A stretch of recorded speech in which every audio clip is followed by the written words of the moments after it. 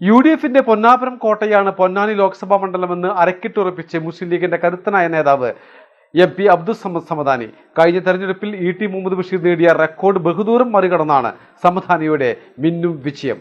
മുസ്ലിം ലീഗിന്റെ മുൻ നേതാവ് കൂടിയായ KS ഹംസയെ ഇറക്കിയുള്ള CPMന്റെ പരീക്ഷണം ഒരിക്കൽ കൂടി പൊന്നാനിയിൽ പരാജയപ്പെട്ടെന്നാണ് ചരിത്ര വിജയം കാണിച്ചു തരുന്നത്.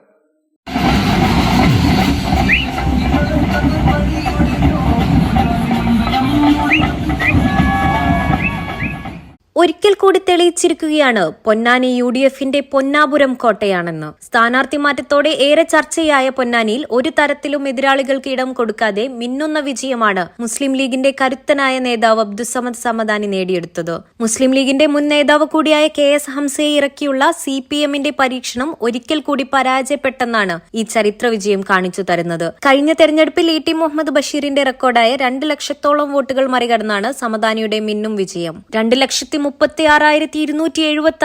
ഭൂരിപക്ഷം. വോട്ടെണ്ണൽ ആരംഭിച്ചതു മുതൽ തന്നെ വ്യക്തമായ ലീഡിൽ മുന്നിട്ട് നിൽക്കാൻ സമദാനിക്ക് സാധിച്ചിരുന്നു. പൊന്നാനി അടക്കം 7 നിയമസഭാ മണ്ഡലങ്ങളിലും വ്യക്തമായ മേൽക്കൈ നേടി തുടക്കത്തിൽ ആരംഭിച്ച ആധിപത്യം അവസാനം വരെ നീണ്ടുനിന്നു. കോട്ടയ്ക്കൽ, താനൂർ, തവനൂർ, തിരൂരങ്ങാടി, തൃത്താല എന്നീ മണ്ഡലങ്ങളിൽ നിന്നും വ്യക്തമായ ഭൂരിപക്ഷം നേടിയാണ് സമദാനി ഇത്തവണ പച്ചക്കൊടി പാറിച്ചത്.